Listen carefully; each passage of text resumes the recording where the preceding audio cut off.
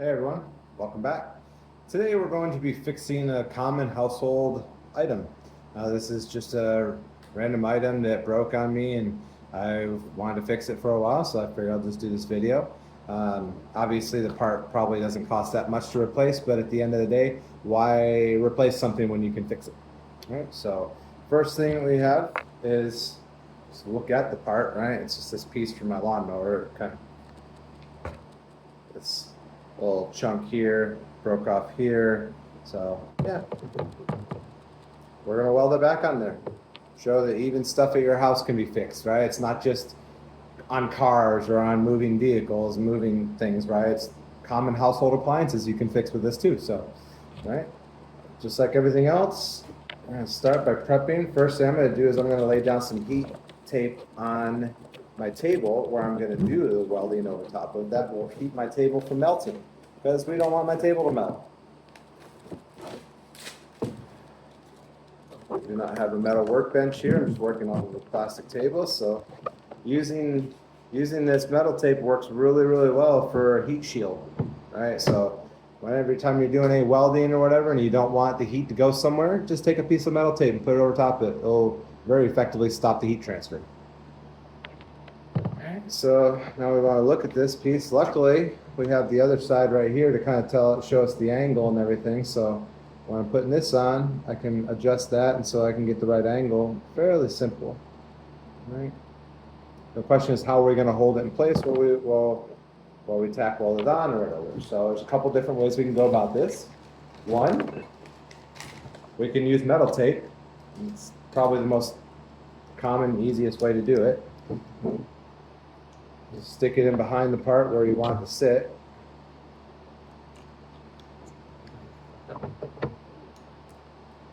Stick it to the piece. Get your angle right, because remember we talked about making sure we have the right angle here.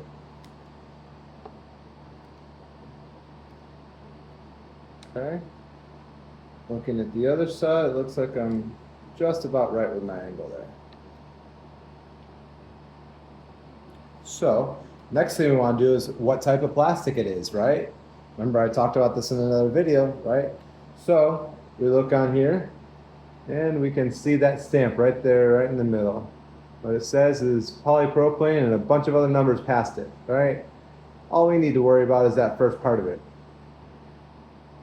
In most circumstances. In this case, that's all we're going to worry about. So remember, like I said, for heat transfer, if you don't want heat to go somewhere, you don't want it to melt something, the easiest, most effective way to avoid that from happening is putting some metal tape on an area you don't want it to heat. So there we go. So now we have our piece right there. We have everything taped up. We have everything ready to go. All right, so we have a torch that we're going to use for this process.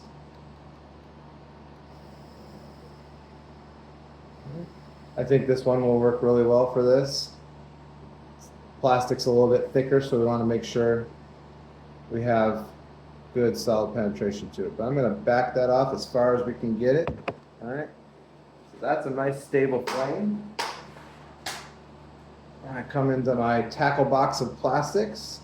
I find a polypropylene black plastic welding rod. Anytime you have the chance to use the same color plastic, they make just about every color of polypropylene out there. So you can fix jet skis, you can fix, canoes, kayaks, like literally anything that's made out of plastic. They make the same color plastic for, or pretty close to it. All right. So I always like to use the same color. It's going to be very, very, very close to it when we're finished. So let's get the weld going.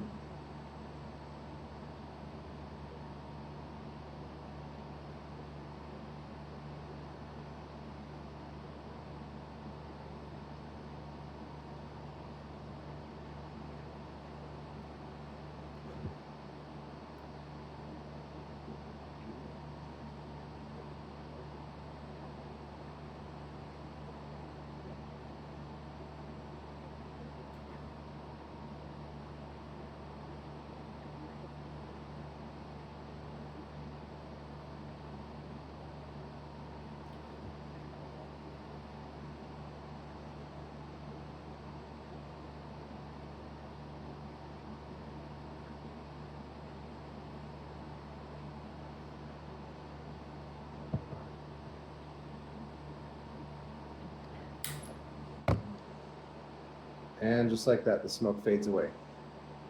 Right? And so what we have to remember, what's happening when we're welding, right? This torch right here, right? How are we removing the oxygen? Anybody have any idea? I do. We remove the oxygen by burning it with a flame. So that's why when the flame goes away, you see a little bit of smoke. The reason behind that is because all of a sudden that temperature of that plastic, the oxygen rushes back to it and it hits the surface of it and it's too hot and it's like, whoa, and it just starts burning off. But it's only the surface of it. That's what everyone has to remember, right? Because that's the only place the oxygen is touching immediately. And by the time the air can permeate through the plastic, through all the little cheese holes of the plastic, right, and get to deeper in it, it's already cooled off to the point where that has no bearing on it whatsoever, right? So understanding why the torch weld works so incredibly well is the intensity of the heat transfer. How quickly we can get it up to the temperature it needs to be, get the weld done and move on, right? And how much are we transferring to the area around it? So that always plays a big factor into it.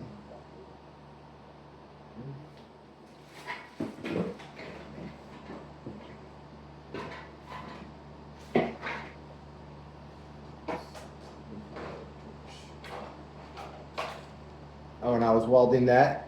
This seems to be a little bit more intricate than a big piece, right? And so I'm going to change up for the rest of the welding and I'm going to use my smaller welder. All right, because I ended up getting it a little too hot in through here and we have a little bit of a charred, not really charred because I'm looking at it and it's still all black. I don't see any graying to the area, but you can definitely see a little bit of, overheating to the plastic, how it's kind of cracked up, right? So we want to avoid that. We don't want to go down that route, right? That means we got the weld too hot with even the torch welder, right? And so that's why I always tell people it's not about going full bore against the wall, right? But these torches still give you the best welds out there.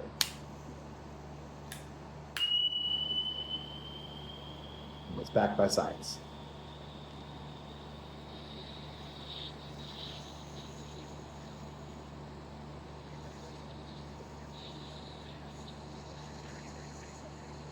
So I'm just going to clean this up by kind of adding some more plastic along the ridge here. And I'm going to do a T-weld. So I'm going to weld across this way. I'm going to weld across this way, right? Weld across the ridges. And what that does is it will give me the ability, the strength in that little hook section of the plastic. All right, so we'll just weld right over top of that area that we kind of charred. So that's not going to cause any problems. Start over here on this side. We're going to T-weld right across the bridge point. Now this is the hardest type of welding to do when you're welding on a very thin, very narrow little shelf, little ledge. That's why it's so important to learn how to do the spinning weld. Because we're not applying the plastic by force, we're applying the plastic by rolling it off as we're twisting it, right? So we're rolling the plastic material onto it. This does a couple things. This mixes it with the base material and it grabs a hold like nobody's business, right? But it also doesn't put the downward force on it, so we don't deform any of our stuff unnaturally. All right, it's one of the things we're trying to avoid. Well, let's go ahead and shape the welds out. We have all these different tools here available for us. I personally like this one, especially for working small areas like that. You've got a pointed tip there at the end there, and you've got a nice little spoon here at the end here. Torch arm. There we go. Yeah.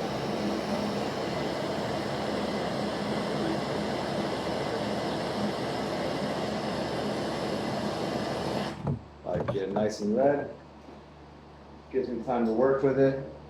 Even if you let it cool off a little bit before, it's fine. So in a previous video, I talked about how the oxidation You're seeing like the smoke off, right? How that oxidation ends up staying on the tool and not on the plastic. So just to show you, there's what I just melted. You don't see any graying of the plastic, any charred mess or anything. That's all just melted plastic. That's exactly what we're looking for.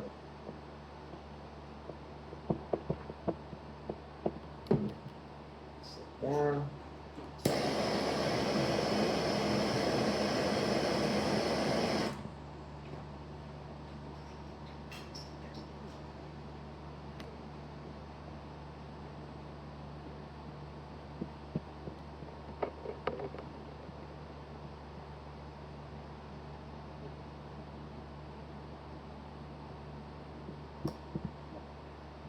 Now, when you guys are doing this, I do recommend wearing a respirator.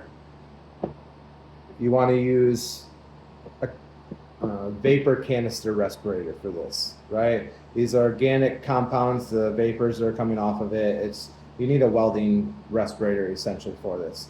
I'm in a very well ventilated area. I have fans going in here. I'm good, but I should even be wearing a respirator, but it's kind of hard to do a video and wear a respirator at the same time. So when I'm doing my normal out in the field, I wear a respirator, I wear safety glasses, I wear safety gloves. I have on the whole safety thing, guys. Really make sure you take care of yourself. You know, melting and welding plastic is not safe, right? It's not safe to be breathing in this stuff all the time, especially if you don't have a very ventilated space. You want to make sure you have a ventilated space before you get into this.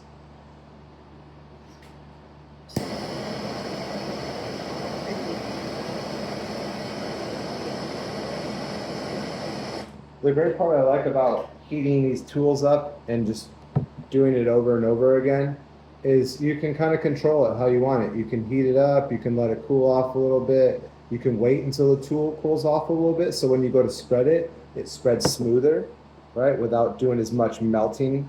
It just kind of flashes the surface off, makes it nice and smooth, and then you can move on.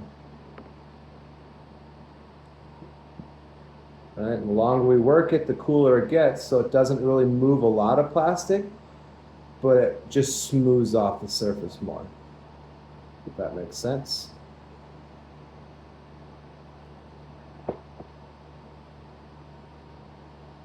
So now the final part of it, obviously we'll use a Dremel for, because we just want to get in all those little areas really well. All right, well, but you all can see how we've managed to keep the shape, just like the other side over there. It looks rough, yes, but in other videos you'll see how we make that right.